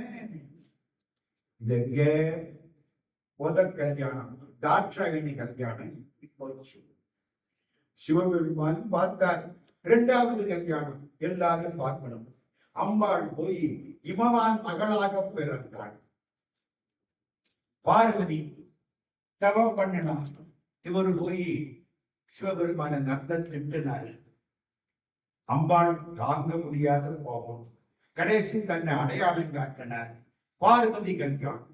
பார்வதி கல்யாணத்தை தேவர்கள் பார்த்தார்கள், முனிவர்கள் பார்த்தார்கள், மனிதர்கள் பார்க்க முடியும். முனிவர்கள் கூட அகஸ்தியர் பார்க்க முடியலை. அவர் தமிழ்நாட்டுக்கு வந்துட்டார். சிவபெருமான் சொன்னார், கவலைப்படாதே, மனிதர்கள் பார்ப்பதற்கு மதுரையில் திருமணம், அகஸ்தியர் பார்ப்பதற்கு பல ஊர்களில் திருமணம். பாபநாசத்தில் அகஸ்தியர் திருமணம் காட்சி பார்த்தார். நம்ம இப்ப சொல்லக்கூடிய திருநாகை காரணத்தில அகத்தியருக்கு சிவபெருமான் பார்வதி கல்யாண காட்சியை காட்டினார். மீனாட்சி கல்யாணத்துக்கு அப்புறம் கல்யாணம் கிடையாது. ஏன்? எல்லாரும் பார்த்துட்டாங்க. நிறைவு, நிம்மதி. 3 கல்யாணத்துல நிறைவான கல்யாணம் எங்க மதுரை மீனாட்சி கல்யாணம். செழியன்கிறான் திருமகனாய் கலைபயில் முடிமுனைந்து செங்கோல் ஊச்சி முழுதுலகும் ஜெயம் கொண்டு திரை கொண்டு நந்திகண முனைப்போர் சாய்த்து தொழு கணவர்க்கு அணி மணமாதிகை சூட்டி தன் மகுடம் சூட்டி தலை பொரு தன் அரசளித்த பெண்ணரசி அடிக்கமலம் தலைமேல் வைப்போம். மதுரை மீனாட்சி உட விட்டுட்டு வந்து 10-12 நாள் ஆச்சு. மறக்க முடியுமா? அகஸ்தியருக்கு திருமண காட்சி காட்டிய இடம் நாகைப்பட்டினம். இன்னொரு இடம், ஒரு சித்தர் நடந்து வந்துட்டே இருக்க ஒரு வீடு. அந்த வீட்டுல என்னமோ அவருக்கு தோணிச்சு. நிக்கிற அம்மா, இந்த அம்மா பார்க்கிற என்ன பிட்சை கொடு. சித்தர்கள் வரமாட்டாங்க. நம்ம வீட்டுல சித்தர் வந்து சாப்பிடணும்னா எத்தனையோ ஜென்மம் தவம் பண்ணி இல்லைன்னா வரமாட்டாங்க, போயிடுவாங்க. நமக்கு கொடுத்து வச்சாதான் நம்ம வீட்டுல சித்தர் சாப்பிடுவார். இந்த சித்தர் வாசப்பட்டு இருக்கிறார். அந்த அம்மா பரம பக்தை. வந்தது, கும்பிட்டுது, உள்ள கொட்டிட்டு போனது, வயிறார சாப்பாடு போனது. சிவபெருமான் ஒரு சித்தர், மறக்காதீங்க. மதுரைக்கு வாங்க, மதுரை கோயில்ல எம்பெருமான் சித்தரா உட்கார்ந்திருப்பார். எல்லாம் வந்த சித்தர், கல்யாணைக்கு கரும்பு கொடுத்த சித்தர் மதுரையிலே. அந்த காலத்துல முதல் சித்தர் நம்ம குற்றாலம். இந்த சித்தர் யாரும் வெறு விந்தைக்காரராக விடையிலே வந்தார். இந்த சித்தர் யாரும் குற்றாலத்தில் சித்தர். இப்போ ஒரு சித்தர் வாசப்படியில வந்து நின்றுட்டார். அந்த அம்மா சாப்பாடு போட்டாங்க, சாப்பிட்டாங்க, சந்தோஷம். கொஞ்சம் கண்ணீர் விட்டான். என்னம்மா, குழந்தை இல்லை. கல்யாணம் ஆகி ரொம்ப நாள் ஆச்சு, குழந்தை இல்லை. இந்த விபூதி எடுத்தார். சாம்பர் விபூதி. சாம்பரை பூசி மலைமிசை வாழும் சங்கரன் அன்பு தளலே சக்தி பாரதியார் பாடுறார். விபூதி கொடுத்தார். சாப்பிடு. சித்தர் கொடுத்தார். இவர் சாப்பிட வேண்டியதுதான். தலையெடுத்து அடுத்த வீட்டுக்காரி சொன்னான். ஐயோ, கண்ட ஆடு வந்து விபூதி கொடுத்தா அதை பூசினா நீ அவன் பின்னாலே போயிடுவேன். அவ புண்ணியத்துக்கு அவ என்னத்தையோ சொல்லிவிட்டான். இவ என்னடி பண்றது? விபூதி எல்லாம் வாங்கக்கூடாது. ஐயோ, நான் வாங்கிட்டேன். அடுப்புல கொட்டு. வாங்கின விபூதியை அடுப்புல கொட்டிட்டேன். முடிஞ்சு வச்சு 5 வருஷம் ஆச்சு. சித்தர் திரும்ப வந்து வாசப்பட நிக்கிற. அம்மா, குழந்தை பிறந்ததா? என்ன பதில் சொல்லு? ஒண்ணும் சொல்ல முடியல. புரிஞ்சு மூச்சு வருது. என்ன பண்ணனேன்? சாமி மன்னிச்சு விடுங்க, இந்த மாதிரி சொன்னாங்க. நான் விபூதிக எங்க போட்டேன்? அடுப்பு சாம்பல்ல போட்டேன். ஐயோ, அடுப்பு சாம்பலை எங்க போட்டேனேன்? இந்த குப்பையில தான் போட்டேனே. நல்ல வேலை, குப்பை பெருசா கிடக்கு. மாநகராட்சிக்காரன் குப்பையை எடுத்துட்டு போகாம இருந்திருக்கேன். குப்பை பெருசா கிடக்கு, பெரிய பயங்கரமா இருக்கு குப்பை வீடு. ஆன இதுல போட்டியா? சரிவா. கோரக்கா, வெளியில் வா. கோரக்கா, வெளியில் வா. குருநாதா, உள்ளே இருக்கிற, வெளியில் வா.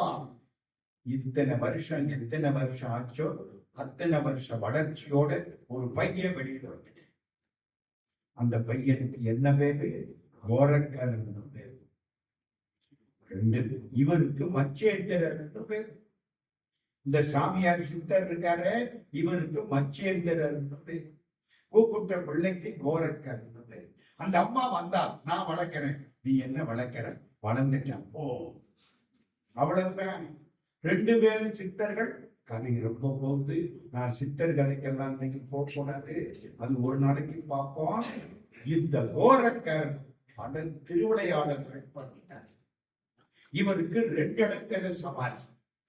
ஒரு சமாதி நம்ம தமிழ்நாட்டில ஸ்ரீவில்லிபுத்தூருக்கு பக்கத்துல தாணிப்பாறைன்னு ஒரு இடம் இருக்கு.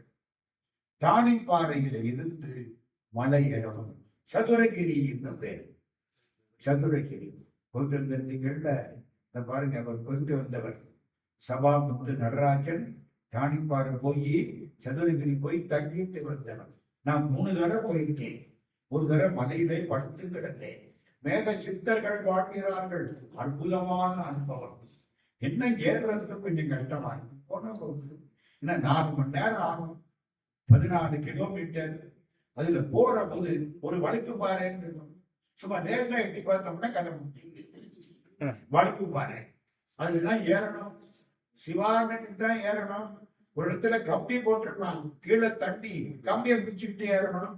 போன போயிட்டு போகுது. என்ன 6 இன்ச்சாவு 100 இன்ச்சாவு, அவ்வளவு தானே. ஆடும் நாயகன் கையிலையும் இழுக்கை கொண்டெல்லாம் மாளுங்கி குடல் கொண்டு வீடேன் என மறுத்தார்.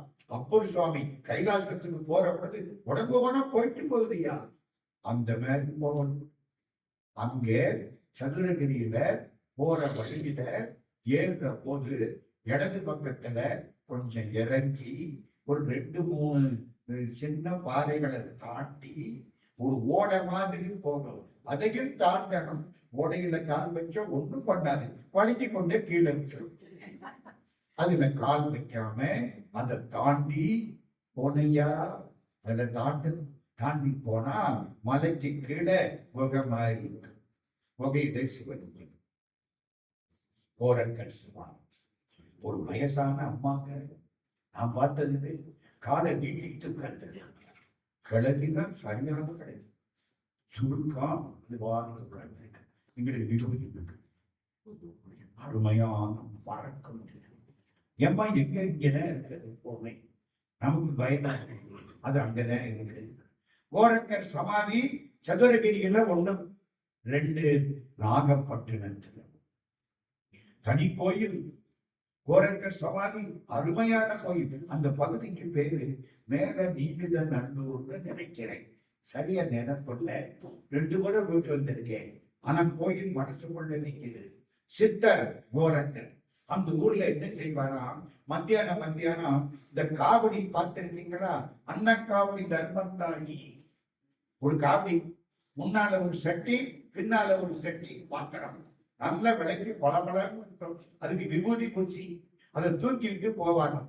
எல்லா வீட்லையும் சாப்பாடு கொடுப்பாங்களாம். இங்க வருவாராம், எல்லாத்தையும் ஒன்னா பேசவாராம். இருக்கவங்களுக்கு எல்லாம் கொடுத்து விட்டு கடைசி கவனத்து கோரக்கர் சாப்பிடுவாங்க. ரொம்ப பேர் அந்த காலத்துல நான் மெட்ராஸ்ல படிச்ச போது 1962 எம்காம் ஃபர்ஸ்ட் இயர் படிச்சுட்டு இருக்கிறேன். 62 ஜூலைல படிச்சுட்டு இருக்கிற போது பவளக்காரன் தெருவுல ரங்கோன் நகர விடுதி அப்படின்னு ஒரு இடம் இருக்கு. அங்கே மாடியில ஒரு சித்தர் தங்கி இருந்தார். போய் பார்த்தேன். அவரு அன்னக்காவடி வச்சிருக்கார். காவடி முன்னால ஒரு சட்டி, பின்னால ஒரு சட்டி தூக்கிட்டு போவார். இந்த முன்னால உள்ள சட்டியில சாப்பாடு. நான் கேட்டேன், பின்னால உள்ள சட்டியில என்ன? தேவ ரகசியம் என்ன திறந்து வாக்கறியாண்டார். எனக்கு பயமா இருந்துச்சு. படிச்ச காலங்க அப்போ நீங்க திறந்து காட்டுங்க சாமி. திறந்து காட்டுறாரு. காலையில் கழித்த மனம், மனமும் சாப்பாடும் ஒன்று என்று எப்பொழுது எண்ணக்கூடிய பக்குவம் வருகிறதோ அப்பத்தாண்டா நீ சன்னியாசி. மனமும்னா அங்கேயோ வேண்டாம். வடை என்ன வேணும்? வடை என்ன சொல்லுது? நேற்றுக்கு எனக்கும் பேரு வடைதான், இன்னைக்கு காலையில தான் இந்த பேரு சொல்லுதா இல்லையா? 2 1 தெரிஞ்சுக்கோ. பாரதியார் சொல்லுவார்கள், கேளப்பா சீடனே, கழுதை ஒன்று கீழான பன்றியினை தேளை கண்டு தாளை பார்த்து இருகரம் சிறமே கூப்பி சங்கர சங்கர என்று பணிதல் வேண்டும். ஊழத்தை மதத்தினையும் வணங்க வேண்டும், மதத்தினையும் வணங்க வேண்டும். கூடி நின்ற பொருள் அனைத்தின் கூட்டம் தெய்வம். பாரதியார் பாட்டு. இந்த பக்கம் மனா. நான் அதுக்கப்புறம் இந்த சாமியார் மறந்துட்டேன். அன்னக்காவடி. கோரக்கர் என்ன செய்வாரு? அன்னக்காவடி எடுத்துக்குவார், சாப்பாடு போவார். அவர் சமாதி ஆயிட்டாரா, இன்னைக்கு மத்தியானம் அங்கே இருந்து ஒரு சாமியார் அன்னக்காவடி ஊருக்குள்ள மாட்டார். போட்டா போடுங்க, போராட்டி போடுறாங்க. அந்த ஊருக்காரங்க போடுறாங்க. வந்து எல்லாருக்கும் சாப்பாடு.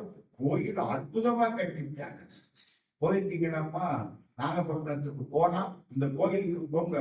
கோரக்கர் சமாதி ஒரு லைப்ரரி வச்சிருக்காங்க. அற்புதமான இடம். நிறைய சாமியார்கள் படுத்திருக்காங்க, தங்கி இருக்காங்க. போய் பார்க்கலாம். நாகப்பட்டினத்துல பார்க்க வேண்டிய இடம் கோரக்கர் சமாதி. அதை விட முக்கியம், கிட்டத்தட்ட 1000 வருஷத்திற்கு முன்னாடி சோழ சாம்ராஜ்யத்தை காப்பாற்றி கொடுத்த ஊர் நாகைப்பட்டினம்.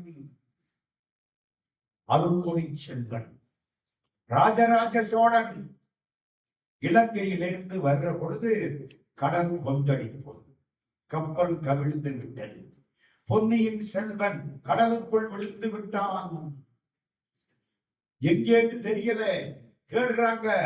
கடைசி பார்த்தா நாகைப்பட்டினத்து புத்த விகாரத்தில் வைத்து காப்பாற்றப்பட்டார்.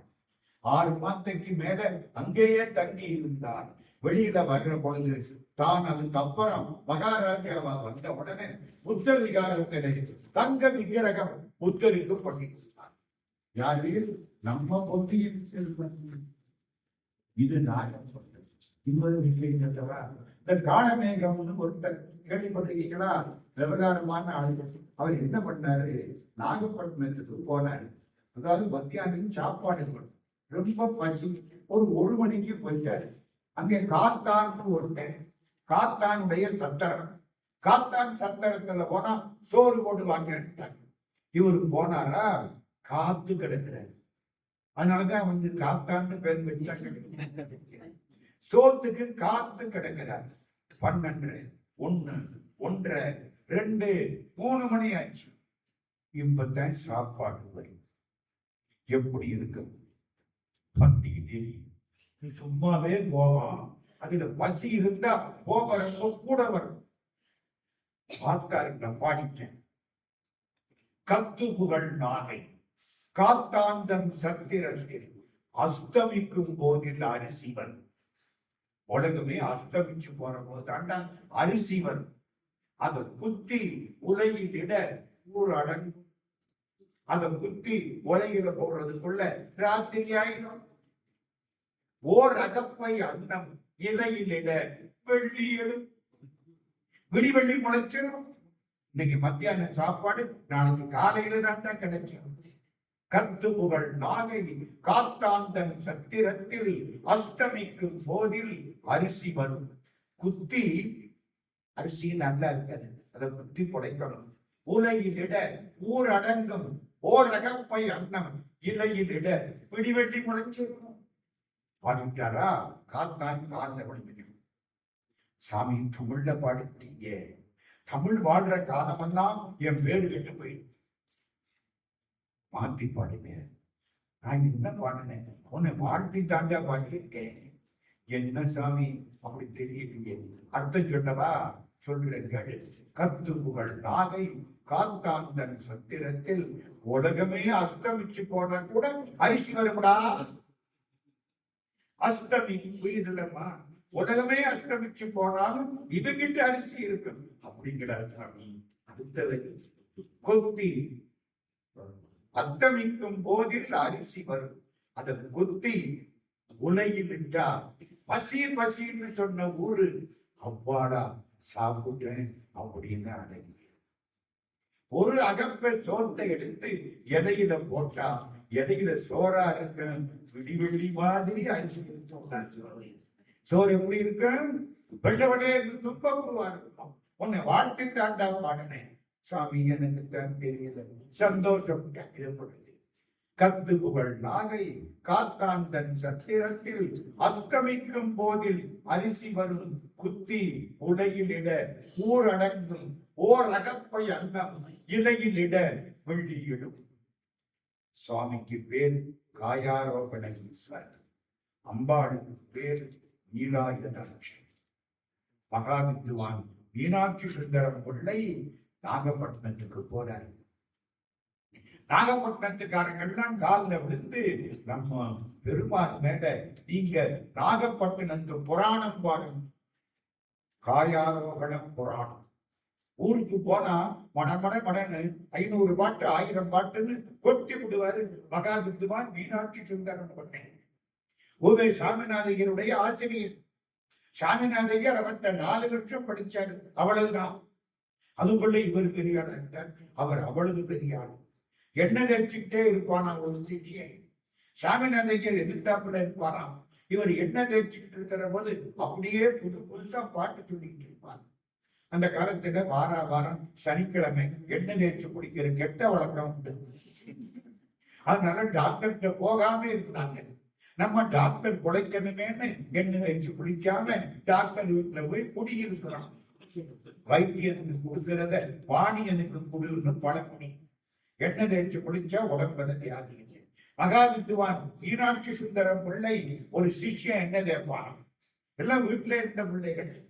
ஒரு சிஷ்யம் உட்கார்ந்து இருப்பானாம், சாமிநாதையர் இருப்பாராம், இவர் பாடம் நடத்துவாராம், கேட்டுக்கிட்டே இருப்பாங்களாம். திடீர்னு சொல்லுவாராம், சாமிநாதா நாளைக்கு திருவாவூர் ஆதீனத்துல சாமி நம்மளை சாப்பிட கூப்பிட்டு இருக்காரா, நெய்யெல்லாம் ஊத்துவாங்க.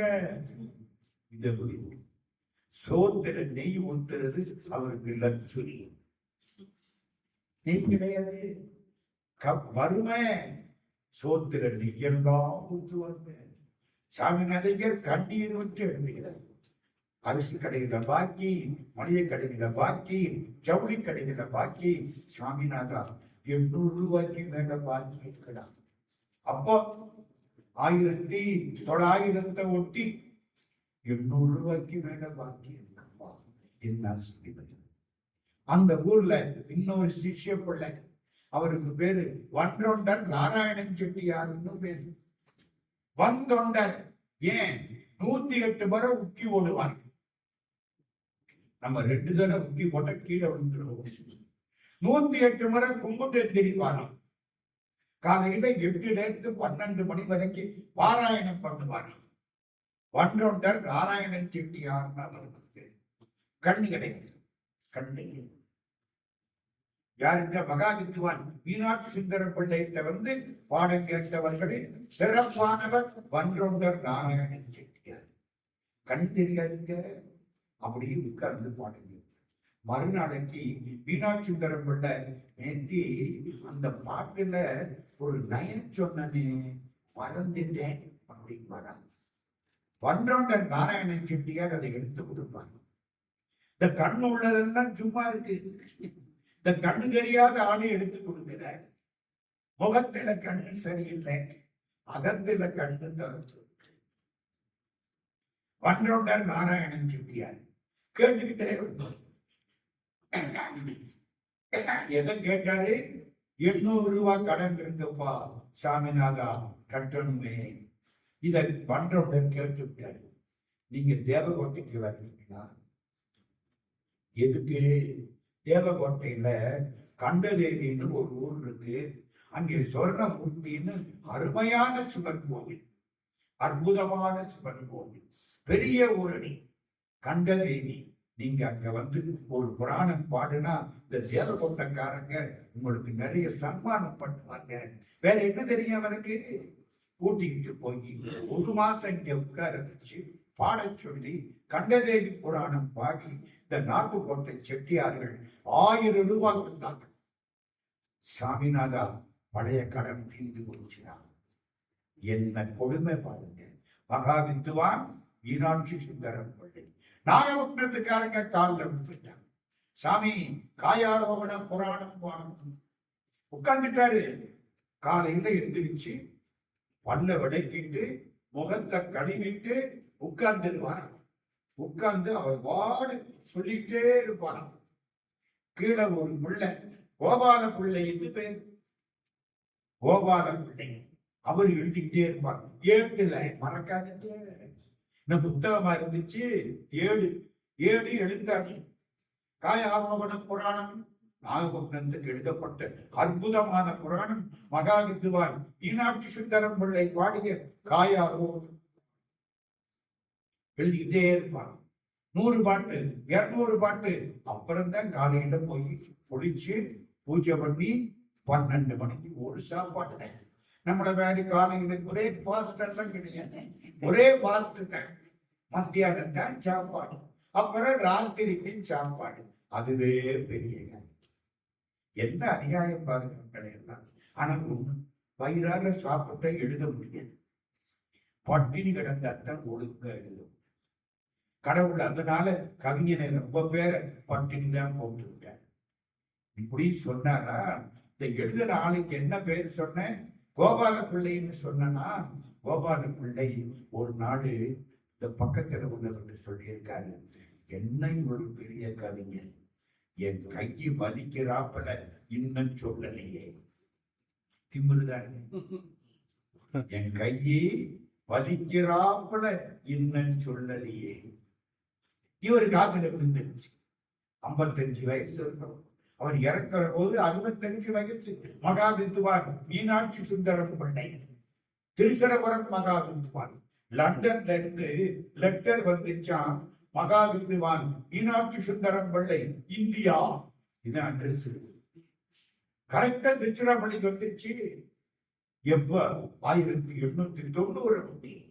அப்ப எவ்வளவு செல்வாக்கு இருந்திருக்கணும் கிடையாது, வேற ஒண்ணும் கிடையாது, ஜஸ்ட் இந்தியா. அவ்வளவு பெரியவர். காதல விழுந்துருச்சா, மறுநாள் காலையில 7 மணிக்கு உட்கார்ந்துட்டாரு. அந்த பழக்கம் உண்டு. மூக்குப்பொடி போடுவாரு. அது என்னமோ போட்டாத்தான் அவருக்கு சுறுசுறுப்பாரு. மூக்குப்பொடியை போட்டாரா, உட்கார்ந்துட்டாரு. குளிக்க போகல, எழுதுட்டாரு. சொந்தமா பாட்டுங்க, மட மட மடன் புராணம் ஒன்னொன்னா பாட்டு வரும். கோபாலம் கொண்டு எழுதிட்டே இருக்காரு. 7 மணி, 8 மணி, 9 மணி, 10 மணி குளிக்க போயிருவாரு. குளிக்க போகல, 11 மணி. ஐயோ ஐயோ, ஒரு முன்னாச்சு, கை வலிக்குது. இன்னும் அடுத்த பாட்டு, அடுத்த பாட்டு, கையில ரத்தம். 12 மணி, காலில் விட்டுட்டாரு கோபாலன். மன்னிச்சுக்கிடுங்க, எழுத முடியல, கையில ரத்தம் வந்துருச்சு. மகா வித்வான் மீனாட்சி சுந்தரம் பிள்ளை சிரிச்சுட்டு போயிட்டாரு. கையை சரியாக்குறதுக்கு 1 வாரம் ஆச்சோம். சொன்னீங்க அப்படி பாட்டு. அகிலாண்டேஸ்வரி மாலை, திருவானை காவல் அகிலாண்டேஸ்வரியை சுற்றி பிரகாரம் வருவாராம். பிரகாரம் வந்து முடிக்கிறதுக்குள்ள 100 பாட்டு, புது பாட்டு. நமக்கு ஒரு அபிராமி அந்தாதி முழுக்க ஒழுங்கா சொல்ல தெரியல, பாட்டு மறந்து சொந்த பாட்டு, புது பாட்டு கம்பீரமா சொல்லுவார். நாகை காரண புராணம் சுந்தர விளக்க படலம் இப்படி எழுதப்பட்டது. இது எப்ப தெரியுமில்ல, வருஷமே போட்டிருக்கேன். 1868 ஏப்ரல் மாசம் இந்த செய்தி நடந்தது. 1867 ஏப்ரல் மாதம். 1869 ஜனவரி மாசம் நாகப்பட்டினத்துல கோயில்ல முத்தி மண்டபம்னு ஒரு மண்டபம் இருக்கு.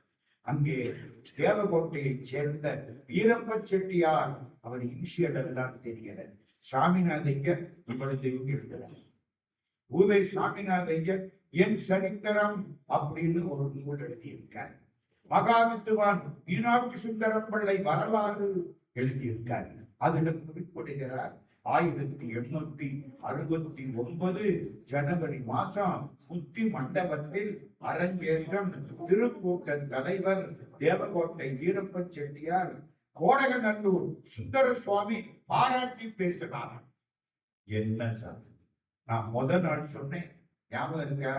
திருவையாத்தை பத்தி சொன்ன பொழுது சப்த விடங்கள் சேத்திரங்கள்ல ஒரே நேரத்துல கும்பாபிஷேகம் நடந்த பொழுது எல்லா இடத்திலையும் ஒரே நேரத்துல காட்சி கொடுத்தவர் கோடகநல்லூர் சுந்தரம் சுவாமி. 50 வயசு கூட இருக்கிறது, சின்ன பையனாத்தான் இருப்பார். பையன் ரொம்ப சின்ன பையனாத்தான் இருப்பார். அவர் பாராட்டினாரா. புராணத்தை பல்லக்கில வச்சாங்களாம். ஊர்வலம் வந்துதான் எல்லாரும் கும்பிட்டாங்களாம். இந்த செய்திகளை பூராவும் திருநாகைக்கு சிறப்பு அப்படின்னு சாமிநாதையர் எழுதியிருக்கார். கோயிலுக்குள்ள போறாங்க. பெரிய நந்தி, சுதையாலான நந்தி கும்பிடுறோம். நாகாபரண பிள்ளையார் கும்பிடுறோம். இந்த பக்கம் சிவபெருமான் பெரிய பானம், நெற்றின் பட்டம், பின்னால தனியா இறைவன் இறங்கி திருப்போம். முன்னால சிவலிங்கம். எல்லாத்தையும் மாற்றணும். பெருமானுக்கு என்ன பேரு? காயானோகணேஸ்வரர். அந்த பக்கம் பார்த்தா நீராயதாட்சி நின்ற திருத்தோணம். நீராயதாட்சி திருநாகை காரண தலபுராணத்துல நீராயதாட்சியை பாடியிருக்க, மாணிக்க வாசகரை பாடியிருக்க. இதெல்லாம் யாரு பாடினது? மகா வித்வான் மீனாட்சி சுந்தரம் பிள்ளை. இந்த பாருங்க, மாணிக்க வாசகரை பத்தி பாடியிருக்காரு. சிவபெருமான் என்ன பண்ணாராம், எழுத முடியாம சோம்பேறித்தனப்பட்டுக்கிட்டு பெருமாளை கூப்பிட்டு, தாயா எல்லா தலையிலையும் எழுதுற வேலை நீ பார்த்துக்க கல்வி விஞ்ஞானம். அப்புறம் அடியார்கள் காலில் விழுந்தாங்க. வேதன் சொன்னாராம், வேதத்தை எழுதணும்ல, அது எழுதா கிழவி சொல்லி சொல்லி படிக்க போங்க. வேதத்தை என்ன எழுதிய படிச்சீங்க? எழுதா கிழவி. கிழவின்னு சொல்லுன்னு அர்த்தம். நீங்க பாட்டு கிழவின்னு நினைக்கிறாரு. இது பொதுலகரம். எழுதான் கிழவி. அதை சொன்னார். எதுக்கு? நமக்கு எழுத முடியாதப்பா, ரொம்ப கஷ்டமா இருக்கு. எழுத வேண்டிய எழுத்தை எல்லாம் பெருமாற்றம் தள்ளிவிட்டு எழுத தேவையில்லாத வேதத்தை வாயினால சொல்லி எழுதாம நிம்மதியாக இருந்த சிவபெருமானை கூப்பிட்டு எழுது எழுது எழுதுன்னு சொல்லி 658 திருவாசகத்தை எழுத வச்சு, அப்பா மாணிக்க வாசக பெருமானேன் உன் பெருமை யாரும் எப்படி எழுதிடும் வேலை பூமேல் இருப்பவன் இயற்ற போக்கி. பூமேல உட்கார்ந்து இருக்கிறது யாரு? பெருமான். எழுதுதல் இல்லா நூல் சொற்று. எழுதாத நூல் எது? வேதம். அதை சொற்று இனிதவர் தரும் மாதேவை. நிம்மதியா இருந்தாராம். இவர் என்ன பண்ணாராம்? எழுது எழுது என பல்பாச்சென்று திருவாசகத்தை ஒரு 10 பாட்டில் பிடிச்சிருக்கப்படாது. 658 பாட்டு சொன்னார். அதுக்கு சிலது 150 வரி. என்ன போட்டி திருநகவன் அது பாட்டுக்கு அனுமானவாதா போயிட்டு. சிவபுராணம் 95 வரி. இப்படி எல்லாம் எழுது எழுது என பண்பால் சென்று இயைதர பெயரும் ஈட்டில் எழுதிட செய்த கோமான். சிவபெருமான் எழுதிட்டு கடைசியா என்ன எழுதினாரு? மாணிக்க வாசகம் பெருந்தகை சொல்ல அழகிய திருச்சிற்றம்பலமுடையான் கையெழுத்து. வேதை எழுத வச்சு, அப்பா உன் பெருமை யாரு? எழுதிட செய்த கோமான் இணையடி முடிமேல் வைப்பான். இன்னைக்கு தலைப்பு நாகப்பட்டினமும் நீலாகதாட்சி. நீலாகதாட்சியை பற்றி ஒரு பாட்டாவது சொல்லணுமா வேண்டாம்? மகாவித்துவான் மீனாட்சி சுந்தரம் பிள்ளை நீலாயதாட்சிய தமிழாக்கினார். நீலாயதாட்சினா பாடுறது கஷ்டம். மீனாட்சி தமிழில்லை, அட்சி அங்கையல் கண்ணி. நீலாயதாட்சியை எப்படி தமிழாக்கலாம்? கருங்கடற்கண்ணி. அம்மா இப்போ ஒரு பாட்டு, அவங்க பாட்டு எழுதினாங்களே, அதுல கருங்கடற்கண்ணின்னு எழுதியிருக்காங்க. நான் அசந்தே போயிட்டேன். எங்கப்பா உள்ளுங்க ஒரு பெரிய கவிஞனே தூங்கி கொண்டு இருக்கிறோம். சந்தோஷமா இருந்துச்சுமா. நீங்க நீலகதாட்சின்னு போட்டிருந்தா சரிதான் இருப்பேன். கருங்கடன் கட்டி இருக்கா கடைசியில பாருங்க. மகாவித்வான் மீனாட்சி சுந்தரம் பிள்ளை அகஸ்தியர் பாடினாப்புல பாடுறாரு. அகஸ்தியர் கல்யாண காட்சி பார்த்தாருல நாகப்பட்டினத்துல, பார்த்துட்டு பாடுறாரு. ஆய கருங்கடங்கள் நம்மை திருப்பாதம் பாய பிறகின் பறவை கடப்பதற்கு நேய மதியும் நெடுங்கலமே போல் பிறவிங்கிற கடலை தாண்டுவதற்கு கப்பல் கருங்கடன் கண்ணியின் கரும்.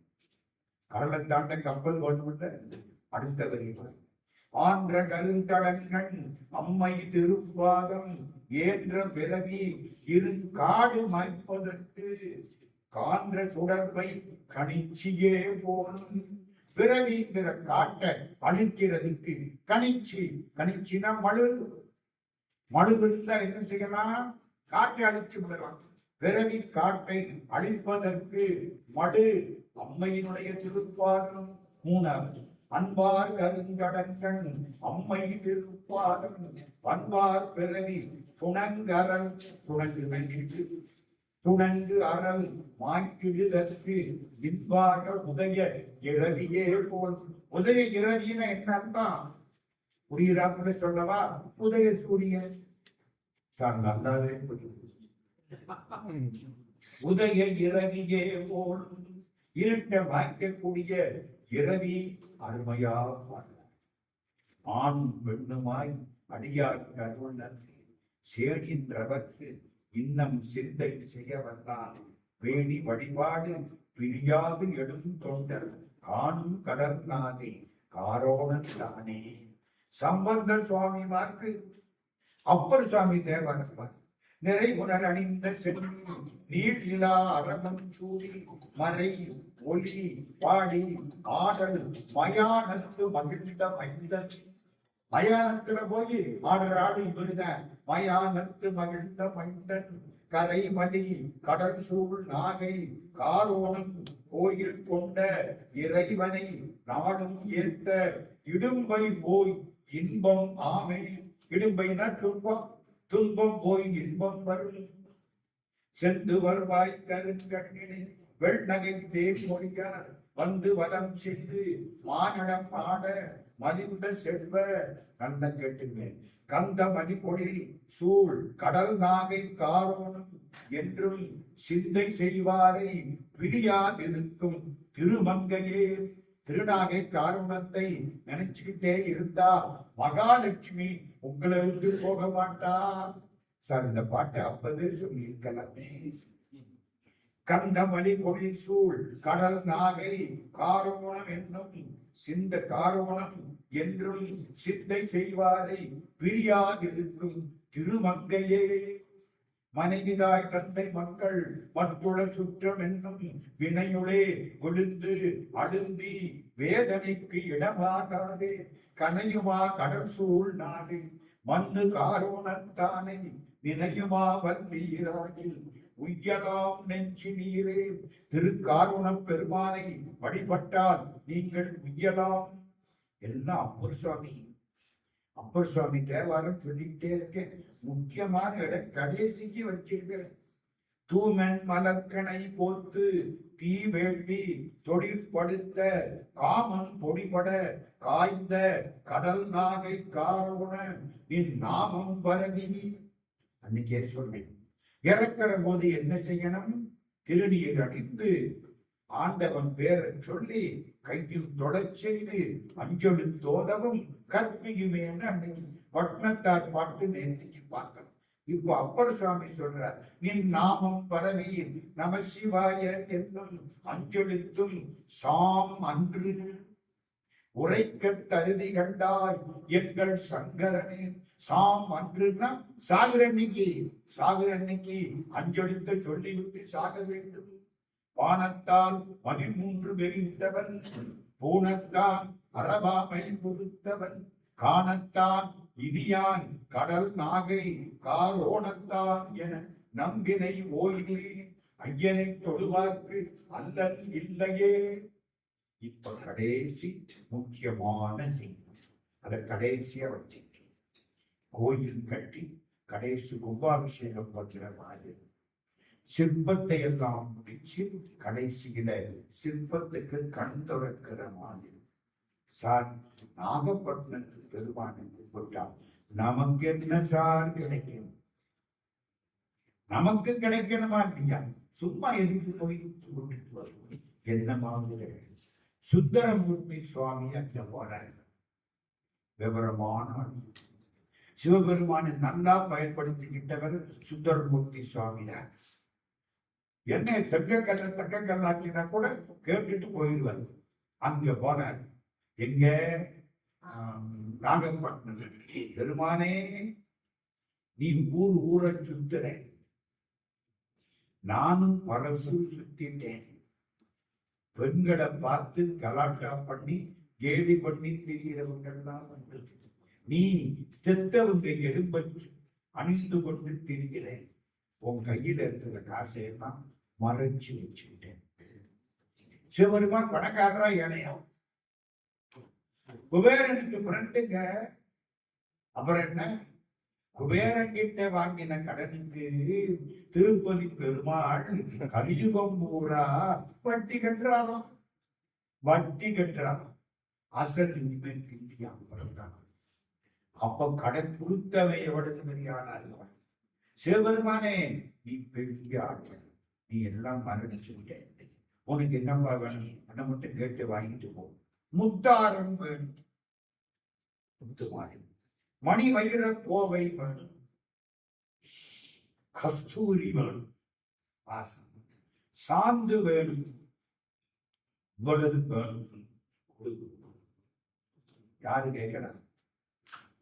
சுந்தரமூர்த்தி சுவாமி கடல் நாகை கார்வனத்து பெருமாற்ற கேட்கிறார். பத்தூர் புக்கிரந்துண்டு பதபதிகம் பாடி பாவையரை கிரிவேசி படிராடி திரிவி. நீ 10 ஊர்ல பிச்சை எடுக்கிற, பொம்பளை பிள்ளைங்களை கலாச்சாரம் பண்ற, என்னங்க அநியாயமா இருக்கு. பண்ணாரா இல்லையா? நேற்று பார்த்தோம்ல, ஒரு வீட்டு வாசலுடைய இந்த பொண்ணு குடிக்கு பார்த்தது. நீங்க எந்த ஊருக்கு கேட்டது? ஒற்றியூர். நான் போயிட்டாலும் இந்த பொண்ணு கையில போட்டுருக்க வடையில் ஒன்னொன்னா கலந்து நேற்று பார்த்த மாட்டியா? நீ போய் பொம்பளை பிள்ளைங்கிட்ட கலாட்டம் பண்ற. 10 ஊர் புக்கு இறந்து உண்டு பலபதிகம் பாடி பாவை எலை கிளி பேசி படிரா பண்ணின வச்சகம் படிராடி செத்தார்தம் எழுப்படிந்து செத்தவுக்கு எலுப்ப போட்டுக்கிட்டு சேரி திரிவி சேர்னா ரிஷபம், சேர்க்கிறார்னா ரிஷபத்துல வர்றவன், சேர்க்கப்பன்னா ரிஷபத்துல வரக்கூடிய அப்பன். செத்தார்தம் எழுப்பணிந்து சேரி திரிவி செல்வத்தை மறைத்து வைத்தீர். செல்வத்தை மறைச்சு வச்சு நீ ஒரு ஒரு ஒரு சாதாரண சாமியார் மேல வேஷ கட்டிட்டு சிவபெருமான் செல்வத்தை மறைத்து வைத்தீர், எனக்கு ஒரு நாள் இறங்கி. எனக்கு இறங்கவே மாட்டேங்கிறேன். 2 கல்யாண வேலை படுத்து கொடுத்து செங்க கட்டிய தங்க கட்டியா மாற்றி பசிக்கிற போது சோறு போட்டு பொண்டாட்டி கூட சட்டையை நான் தூண்டு போய் இவ்வளவு பண்ணதுக்கு அப்புறம் எனக்கு ஒரு நாள் கூட இறங்க மாட்டேங்கிற. இதோட உதைக்க வேண்டாம்.